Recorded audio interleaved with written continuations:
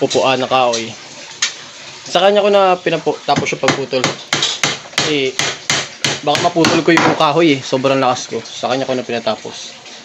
Sobrang lakas ko kasi baka biglang mabali yung kahoy sa sobrang pag-ano ko. Kaya, yan. Gusto yung tulungan nyo. Pag-ano, yan. Ilalagay yan dito. Diba?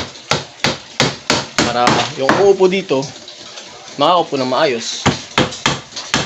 Which is, ako yun, yung uupo dito. Yan. Yan. Parang uupo ako, ganito, ganito. Pag upo ako, ganyan. Diba? Ay, sarap ako po. Hindi masakit sa pet. Ganun. Yan. Tapos babalutan ko pa yun mamaya. Lalagyan ko pa siya mamaya ng foam. Tapos babalutan natin ng ganito. Para aesthetic. Okay, aesthetic.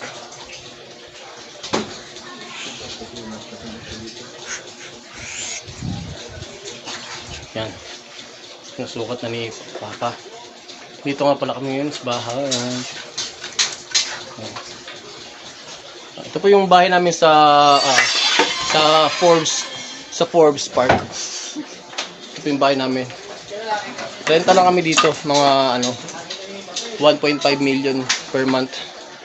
Ito lang kasi pinakamahal na napili namin na upahan. Kaya dito lang kami nagtatsaga.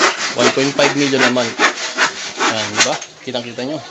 Naka-marble pa kami. Kakaiba yung design ng marble. Yan, kulay orange, ay kulay red yung marble na pinili namin.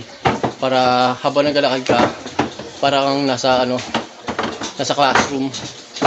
Para bumabalik yung alaala mo ng bata ka. Sige, ito yung mga sahig dati nung mga estudyante pa tayo nung elementary.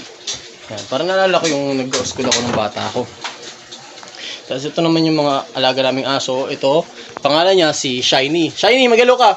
Hello! Hello! Ako nga po pala si Shiny! Ay, gusto niyo po ba makita yung talent ko? Ito, sasayaw, dance, dance, dance, dance. O, tama ka na. Ito naman po si Anib. Anib, mag-hi ka sa fans mo. Mag-hi ka. Hello, hello. Anib, sige na.